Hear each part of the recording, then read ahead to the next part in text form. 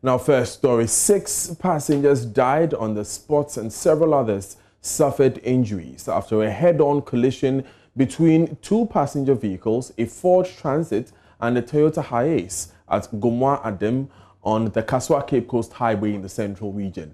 Isa Abubakar was a passenger on the Toyota Hiace. He's been telling JoyNews what he witnessed.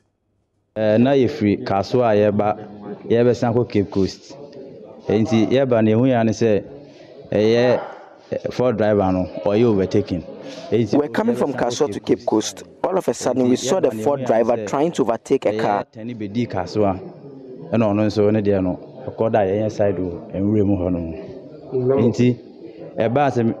Immediately he came into our lane, he ran into us, causing our car to spin and face backwards.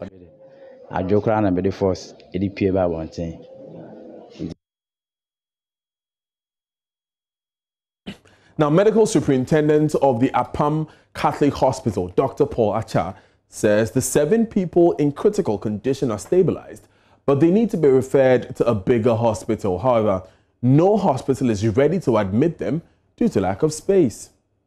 The 2 drivers are well. 14 people were involved.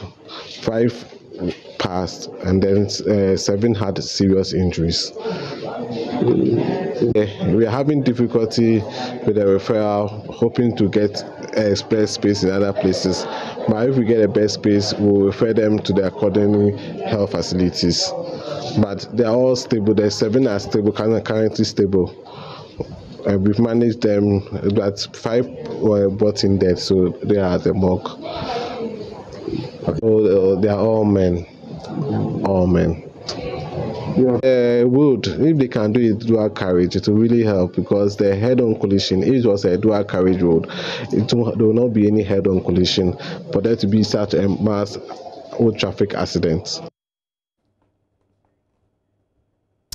Meanwhile, Apam District Fire Commander DO1 Adolf Ankumanuyama described the accident as one of the most horrible he has witnessed. 7:06 p.m. we were called that there was an accident around Gomwa Adams and Gomwa Chirunkwanta. Actually, when we went there, it was very horrible. It was headlong collision. Ford Transit and a Toyota Hiace. So we were actually, when we got there, we saw that those at the front, both cars, they were all trapped. But we observed that those at the Ford Transit, they were already gone. They were dead. And those at the Toyota Hiace, they were crying. So we have to make sure that we work fast. So we did the curtains and everything, and we were able to release them and gave it to the ambulance. Before we went to the Ford Transit to also make sure that we release the dead bodies and give it to the ambulance. Taking and were speeding must stop. Because according to eyewitness, it was an unnecessary overtaking by, I think, the Ford Transit or so. So actually, when we went, it had already happened. And the cause and everything will be left for the police. But that is what we know it happened. It's overtaken. So we are pleading with the drivers that this road is very hot road. So they have to make sure that they reduce speed and they will be very much careful when driving.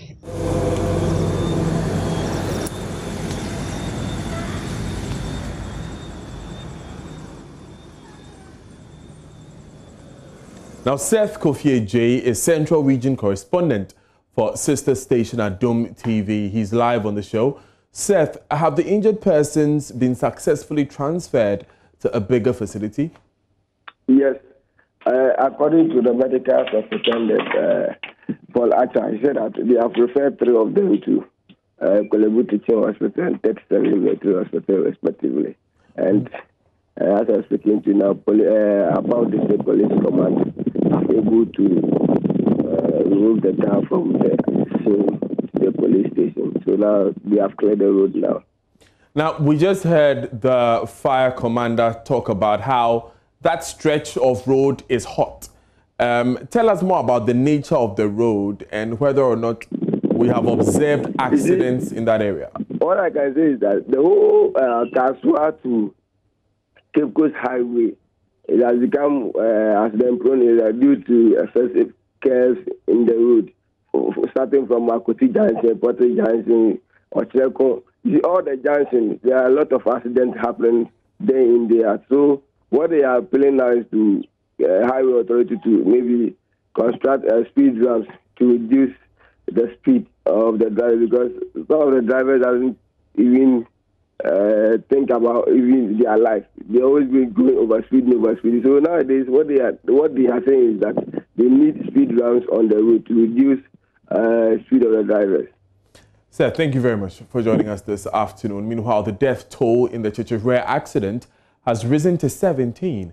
Several are still on admission, receiving treatment for various injuries. Now, as of Tuesday afternoon, the death was 14. My colleague, KYEKYEWERE Asante, visited the accident scene and filed this report.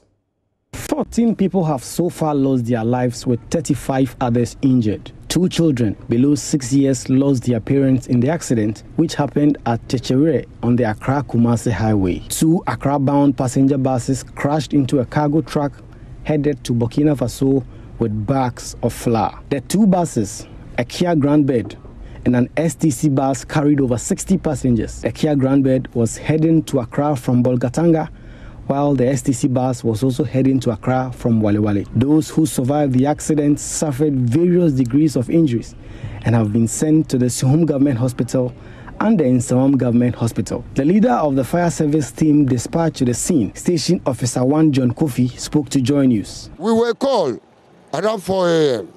So we used about 15 minutes to arrive on the scene. We interviewed one of the drivers. He said he was driving away from Bolga, whereby as he alighted at Wale Wale, he picked some passengers into the car. So as he was driving to this KYEKYEWERE, the driver was sleeping. Gideon Fianco lives around. He tells me that at 5 a.m., he heard a loud sound, which he later discovered was an accident involving 2 passenger buses and a cargo truck. He said he rushed to the scene and told me this. We were in the home early in the at 4:30 to 5. We hear a big noise, sound. Blah, blah, blah, blah, blah, blah. What happened? My wife said it was an accident, so we rushed to the place, and we came. There was a very, very serious injury. People died, and people they cannot fit talk, so they are just crying, Jesus, Jesus, Jesus. So we rushed them, and then we rescued them from the incident. So we was there. The firemen who came and helped. That's what I say. All right. So this bus, which is a Grandbed, as we know, was coming from Bolga to Accra. And then the STC was moving from Boko to Accra. Now, the growing trend of carnage on the roads has attracted calls from road users for the reintroduction of the mandatory towing system, which was scrapped in August 2017, few weeks after being introduced. The motorists, mostly drivers as the Achimota Lorry Station say, apart from the need to dualize the roads, broken down vehicles which are parked on the shoulders of the roads must be towed to avoid collision. On the road that break down vehicles, and at times where the actual accident spots happens is vehicles pass by the side of the roads loading and break down vehicles. In case this the towing system that was brought up some time ago from former President John Ajekun Kufuor's time, and things have gone on well, and we are paying this maybe our 20 cedis in addition to our roadworthy, and there's a breakdown and you give a call, definitely they will come and tow the vehicle by the roadside or on the road. It is in place. For instance, the hotspots between Teacher Mante and KYEKYEWERE, that's normally... KYEKYEWERE is the place we had the accident yesterday. Yeah, and KYEKYEWERE, we've lost a driver there, where there was a mechanical fault from a vehicle from Accra going to Kumasi. And our driver was coming from Mampong. He saw the vehicle coming upon him, so he tried to swerve, but there were parked vehicles beside. So he couldn't go off the road for the vehicle, and he had to lose his life. Ashia, yeah, tika mu atu ya ne mpai bonkwa ensu be gudem sa akisi bedru. Yesra ba na so nya ho bibi maye. Wa na dawroma. So be no double road kura maye ne a. Na takrotas fo no nko ne ye lame. Na ja yan so nkitinkiti ne anso yanko ne ye lame anka bebo papa. Why? Ya manu susa. Esa ne nyanka ne dooso. So we asin so ya den sika sem ne nyama nemti aba no moaye. So she's telling me that there is a situation of the road, essentially talking about the road not being a dual carriage, but that particular Eastern Corridor road, has been in the books for long, and she's complaining about the head-on collisions, which as a result of the fact that the roads are not dualized, and so you just run into a forthcoming vehicle most of the time. Yeah, no more kasapa. Obu ha uka chense. Onto no bokra na ni buafu. Nti bebre, minim de ha omo nti omo yesa. Nti yesra ban. So omo ya awufu yi ne abatanfo. Now, still on this issue, road transport consultant Mr. Cecil Garbra tells JoyNews the calls by road users are not misplaced. He also called for stringent measures to control speeding drivers on the road. The trouble that we're having is not to do with towing vehicles. The main trouble of accidents, which is escalating, is the issue on the person driving, okay? And it is on speed, okay? The faster the vehicle, the much likelihood that many people will die. For example, for vehicle occupants in a crash with an impact speed of 80 kilometers per hour, the likelihood of death is 20 times that it will have been an impact speed of 30 kilometers per hour. So I don't really agree on the issue of towing of vehicles. But the main thing, Ben, is rather speed. If we can be able to control speed in this country. Okay, we have the normal speed limits. If you look at the LI20, it's so clearly to tell you that, look, if you are driving in a built-in area, 50 kilometers. If you're driving on the highway, 80 kilometers. If you're driving on the motorway, 100 kilometers. But all of these speed limits are not working. And now who is there to check it is the major issue, right? I always say that our problem is enforcement. We can educate the driver, but then if he hits the Cape Coast roads, then he finds out that, oh, there is no policeman. I mean, you take that advantage to say, come on, let me test my vehicle.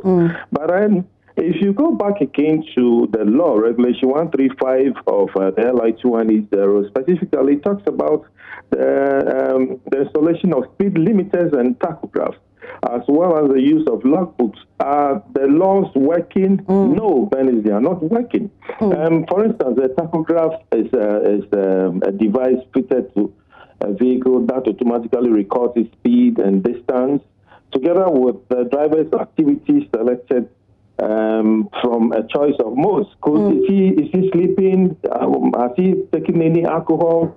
These are the issues that we need to look at. Others are talking about dualization. Fine, that could reduce head-on collisions. But if the driver is drunk and the driver is a recalcitrant driver, that is not going to help.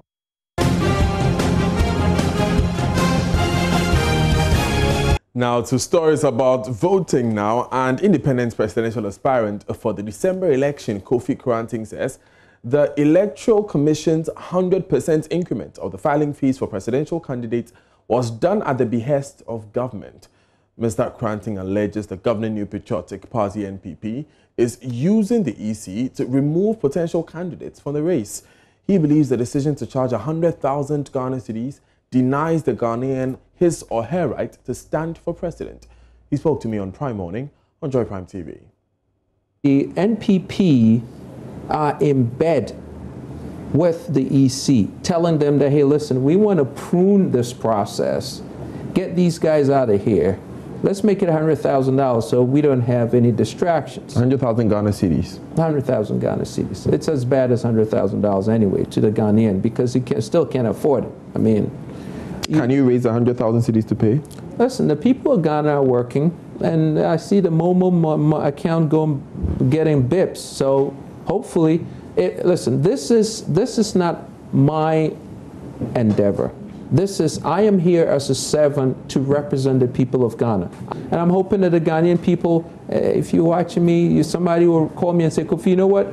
I wrote a check for that 100,000 cedis. Pay this and let's move forward with this thing. And I honestly believe that's what's going to happen. Now, Mr. Kranting also revealed that fellow independent presidential aspirant Marek Kofi Ghan abandoned the coalition of independent presidential aspirants because they selected him, Mr. Kranting, to run as their presidential candidate. The former stockbroker claims Mr. Ghan was edged out by principle. You should always have a consciousness of building a consensus. But then what comes before that is, as a man, as a woman, as a human being, you should always work by principle. The principle is what edged him out. When you decide that you are going to do this together as a family, that's what you stick with, even if it doesn't go for you. So he abandoned the principle? He decided that it didn't work for him, so he left.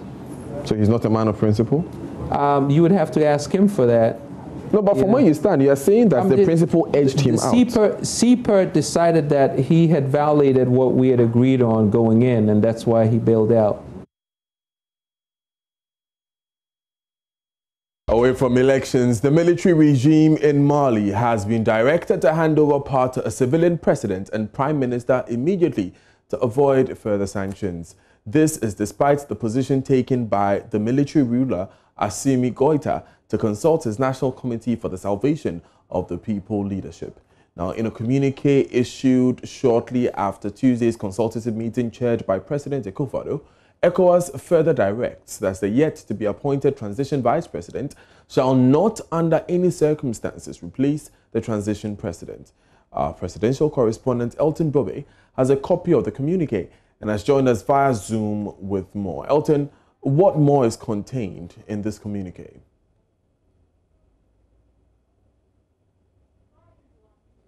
Elton, it seems you've muted your microphone. If you can unmute that now and take that answer for me one more time. Yes, Daniel, so I was saying that this communique just came up. This flows from yesterday's meeting chaired by President Akufo-Addo. Now, amongst the demands that ECOWAS is making on the military regime in Mali is one, for as a matter of urgency, they should take steps to release from detention the Prime Minister of Mali, Boubou Cissé, and the other high-ranking government officials who were taken into custody following the coup d'etat that saw the dissolution of the government. Secondly, they are making demands that as soon as possible and immediately, they should put together a transitional president and a prime minister, and these are to be civilians. Secondly, under no circumstance, like you said, should a transitional vice president assume the role of a president in the foreseeable future. And they are asking that this should be done immediately, and they've given them 18 months to ensure that the country is returned to constitutional rule. And secondly, ECOWAS says that they stand ready to shepherd Mali into constitutional rule. But they've also made mention of the fact that the sanctions will remain, and there may be even additional sanctions if these measures are not undertaken immediately. Now, the stumbling block, like you said, is that the military ruler, yesterday after the meeting, said that we'll have to consult his leadership on the demands being made by ECOWAS. Now, ECOWAS' position, as contained in this communique, is clear that they are not ready for any further consultation and that the country should be handed over to a civilian rule. Failure to do so, there may be border closure and they may also stop financial flow to Mali. The Nigerian president, former president Goodluck Jonathan, has within a week to report back to ECOWAS on these demands being made in a communique that just came out. Now, Elton, you mentioned that they have 18 months to see a transition back to democratic rule. Is there a time limit for the appointment of this interim president and vice president? According to the communique that just came out, the 18 months period starts immediately from today. Okay. So the countdown started from today. And they have within from today to 18 months to return to constitutional rule, which means that between now and to the 18 months period elapsed, they should have in place a transitional president, a transitional vice president, and a transitional prime minister. And these are not supposed to be members of the military, even though we are told that yesterday at the meeting, Assimi Goïta made mention of the fact that the demand on them to hand over to somebody to supervise the transition from military to civilian could also be done by a military person. But from this communique, ECOWAS is quite clear that a civilian should be at the helm of affairs in taking the country back to constitutional rule. Elson Brobe, thank you very much for those updates. Let's to another glorious group of people this time, and they emerged from the regional stage with the highest scores, yet nearly lost the bid for the 1/8 stage of the competition. However, contestants of Sunyani Senior High School described their preliminary performance as unsatisfactory and have vowed to return stronger and even clinch the trophy. The group beat Drobo Senior High School and Sacred Hearts Senior High School to emerge as final winners from the Bono Ahafo zone. Here's their engagement with JoyNews' PSA Nana Safo. We started poorly, but by the grace of God, we won with not the maximum mark, but we appreciate the marks that we've gotten. So it seems you're not so impressed with your victory. I might take it that way.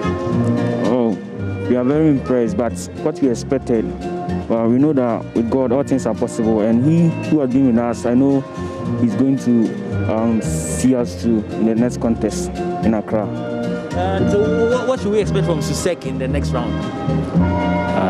We should expect something better than this performance. This is our worst performance during our training sessions and competitions. So you should expect something which is more better than this one. And so far, if you had to say you've learned anything from the National Science and Maths competition, what will it be? I've learned so many things on how to speak in front of people. Yeah, I've learned so many things. And so I'll come to you all and you tell me your very final words. There are fans of yours out there, the opposition, teams that are waiting and watching them and say, see, they think they are great. They'll come meet us in the 1/8 level. So your very final messages, each one of you, and we'll wrap up on this one. Okay, my final statement is that we are going to win this year. And I'm proud that we are going to win. But what exactly? Let's be clear. We are going to be the winners of the 2020 Science and Maths quiz. Oh, interesting. Yes, okay. And okay, my final word is that though we started poorly, but we know that we will be able to make it up there. And we are very aware that we are also going to prepare very much. We are also going to prepare very much before we come there. We know that we are going to make it. No, for a fact, then you say we apologize to all our fans for not able to get the mark that they were expecting. But we hope so when you come into Accra, we're able to do something better than this one. We are hoping to do more better than this in Accra. So for Susek, the word of the day is better, improving upon what they've done here. But for better or for worse, they have qualified to the 1/8. Make no mistake, that is a very confident crop of young men who are disappointed in themselves for not doing as well as they expected after winning a competition. It's going to be an exciting 1/8 contest. Now remember, the coverage of the 2020 National Science and Maths Quiz is brought to you by JoyNews, your most credible news channel, and supported by Bright Senior High School Kukrin Tumi, building dreams and shaping the future. DBS Color Link Plus Roofing Sheets, Roofing Papa Fie, Adonko Hand Sanitizer, Korompo Stro, and Adonko Next Level Energy Drink, the premium energy drink. Coming up in business, though, some depositors of defunct microfinance and savings and loans companies are queuing as the Consolidated Bank Ghana to receive all their outstanding claims in cash after government releases 3.5 billion Ghana cedis to settle outstanding claims of depositors of collapsed financial institutions.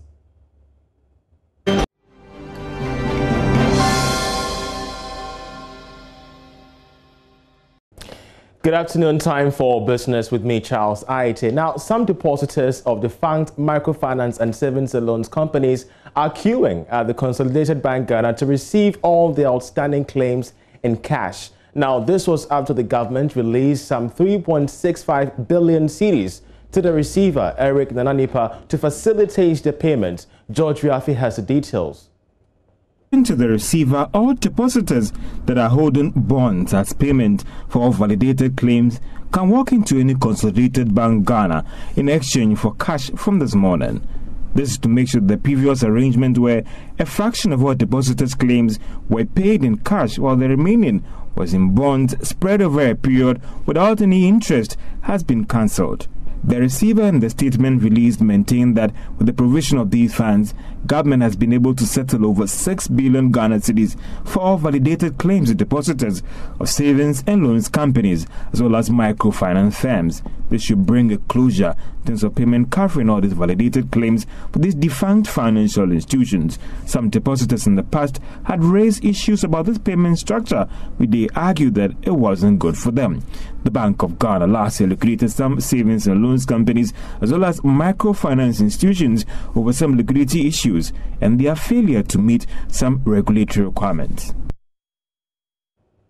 And you may want to join us at 1 p.m. on the marketplace as we get in touch with some of these customers who may have received their funds or not as at this particular time. But let's stay on payment of locked up funds because the Registrar General's Department has settled on September 23 as the proposed date for the payment of investors of the 22 liquidated fund management firms. Now, the Registrar General, Jemima Wari, made this revelation during a virtual meeting with the said investors earlier today. There is more in this report. According to the Registrar General Jemima Wari, this is part of the proposed payment structures for the investors and creditors of the 22 fund management firms that she got the court's approval to liquidate. However, per this new arrangement, the payment will only affect 20 firms. The Registrar General further disclosed that a fraction of the validated claims will be paid by cash, while the rest will be placed in a mutual fund and drawn down over a period. The Registrar General also disclosed that the first batch of cash payments will be carried out from September 23, while withdrawals under the mutual fund will commence from 30th of September 2020. The fund will be managed by GCB Capital, while the cash payment to investors will be managed under a new entity created, that is the Amalgamated Fund Limited. Further details as captured in her presentation during the virtual meeting showed that persons below 60 years will get a minimum of 70,000 Ghana cedis. This should mean that if you had invested 70,000 Ghana cedis, then you are likely to get everything in terms of the new cash payment structured under the Tier 1. Pensioners and those who are above 60 years will get all their payment under this new cash payment structure. All faith-based organizations, schools and hospitals will all get their claims under this new arrangement, while financial institutions, credit unions will get 50% of their fund. According to the Registrar General, they are committed to paying all these claims depending on how the meetings with creditors and investors end. She also added that they are committed to going after all the directors of these liquidated fund management firms. And you may want to join us at 1 p.m. on the marketplace where we put it all in perspective. Have you received your funds? Have you not? Are you still in queue? Join us at 1 p.m. for more on the analysis. In the meantime, I'm Charles Aite. Coming up next is sports.